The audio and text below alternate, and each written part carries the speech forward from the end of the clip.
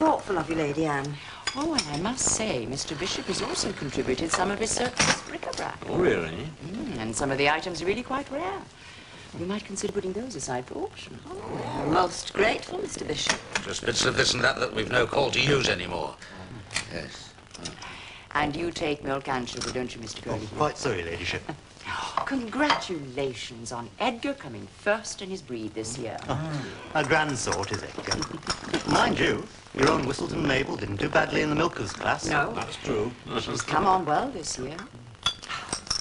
And to think we were so worried when Mr. Bishop began moving his animals onto the estate. There were dire warnings of milk yields dropping and stillbirths among the calves. But you know what? The estate herd seems to be thriving on all the excitement. Yes, well, I mean, it's a worry. Something we've not had to deal with before. I've told Clerico here, no ways is stock in any danger. You've had no problems since the park started up, Lady Anne. None at all. Having Mr. Bishop about has given us all a great boost. Of course, had I not been utterly convinced that this enterprise was going to be run efficiently. Well, that took some doing, I can tell you. It's the safety factor, you see, Lady Anne. Oh, I quite agree. I am, after all, in the centre of it. Aye. Aye, there is that. Safety was the most important consideration. So you're satisfied with the arrangements that Mr. Bishop has made here? Completely satisfied. Had there been any doubt in my mind, then neither Mr. Bishop nor anyone else would have been allowed to operate here. Now, I believe you have some matters of detail you wish to put to Mr. Bishop. A formality, don't you think, Madam Chairman, given what her ladyship has had to say on the subject? I'm still not sure about that fence. Now, if Mr. Bishop has no objections. Found it there again, so it did. Hunkering down only yards away from our lions. It isn't the first time you've done this, is it?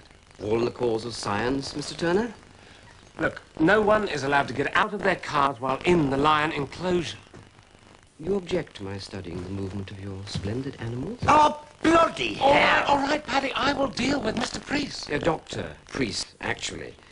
Animal psychology. Specifically, large carnivores in the wild. I'll leave you to it then. Thank you, Paddy. No. Oh, I hate to lock horns with a distinguished colleague like yourself, Dr. Turner, but you do seem to have got it wrong here, you know. Sorry? Yes, lions to area ratio. You've got it wrong. And look at the Serengeti. Enormous area the lions cover there. You know the Serengeti? Oh, yes. Oh, lived there for a number of years, after I took my degree in zoology. I thought you said it was animal psychology. I know what I'm talking about, you know. Yes, it's all about freedom, isn't it? Take Manford Park. The logical development of the zoo, they say. Not so really. Just mutton dressed as lamb, as I've scientifically demonstrated. Look, Mr. Priest... Fear. That's the key word, isn't it? Fear that stems from lack of physical freedom. Don't take my word on it, Mr. Turner. Sit with your lions as I have done. Feel their anguish. And then tell me I'm wrong. We want you to stay away from our animals. I'm an expert on freedom, you see. I wrote a thesis on it, in fact. In it, I posit a simple equation. Freedom equals lack of fear. No fear, no violence. Simple, isn't it? I mean, do you care for your lions, Mr. Turner? Look, no, I can tell you do, yet you connive at inhibiting their freedom. Why? All we care about is your safety, damn it. Did you know that snow leopards copulate 10 to 20 times a day? I do. I wrote a paper on it once. Oh, so sorry to have taken up your valuable time. I'm afraid we'll have to ask you not to come back to the park. Oh, your lions have nothing to fear from me, you know. If you do come back, you'll be refused admittance. Do you understand? You are a wonder. You seem to know every last blessed thing that these people get up to. Well, we understand each other. They're good people, and I did want to help. Well, you certainly did that. I am obliged. You will play fair with them, won't you? I've told you, everything open and above board. If there's any problem or danger, they'll be the first to know. These people are important to me, so don't let me down. If I let them down, I'll let you down, and I'm not about to do that now, am I? Not if you know what's good for you. A nutter. I knew it. I spotted him coming a mile off. I couldn't believe it. He looks and talks so damnably sane. Aye. They're the worst sort. Catch you off guard and then bingo, your skull's smashed in.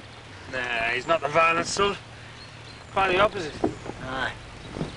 I don't want him going near my animals. By the way, any sign of Mrs. Downey's pendant yet? Less than sunshine. I've sat waiting on that dratted bird's droppings like a witch doctor. No luck? Not a bit of it. And I don't like the look Oscar's giving me when I'm down on my knees prodding away at his how's your father? Thinks I'm up to no good at all, so he does. Well, let's hope the pendant turns up before the owner does. Ah. Dr. Priest and Madam Downey. A right handsome pair you've got there, sunshine. Excellent. There we are. Well, that has healed perfectly. She hardly noticed they were there. Bless her. Come on, let's have a look at you. Come on, lazy. How's she doing generally? Very good progress. We'll have her back on solid soon, I think. Whatever shall I do when she's been weaned?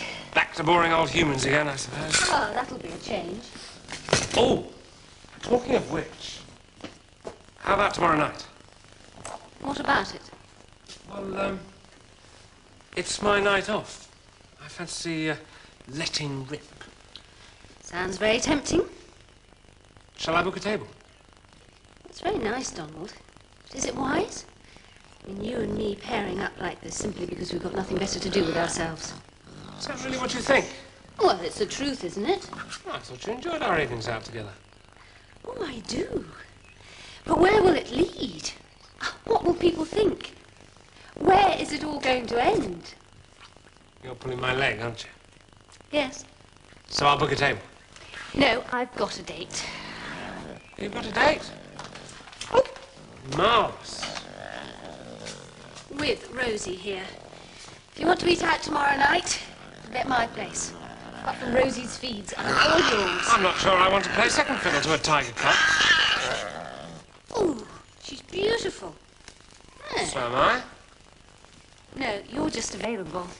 Bye, Donald. Bye, Maggie.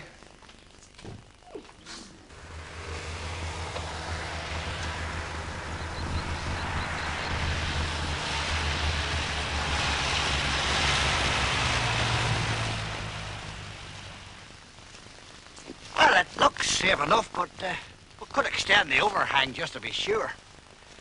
And keep regular checks on the perimeter. I agree. Oh, hang on. Control to Mr. Riley. Control to Mr. Riley. Riley here. Tell Mr. Turner that a Mr. Priest turned up at the main gate. Over. Oh, he did he? They sent him packing, I hope. Yes, he was refused admission. Over. Good on them. Riley out. Hey! Your man's only turned up at the front gate. Huh? It's Nibs, the queer fella. Yon moon-touched doctor of caudology we chased away from our lions the other day. Priest. Aye, that's him, aye. Sent away with a flea in his ear and all. Good. Well, I hope he's got the message.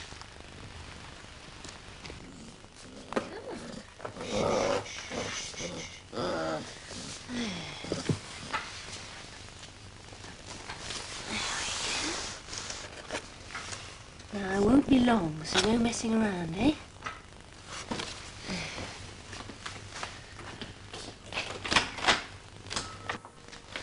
Right. I'm all yours. Ah, Mr. Turner. I have the day list all ready. good, good.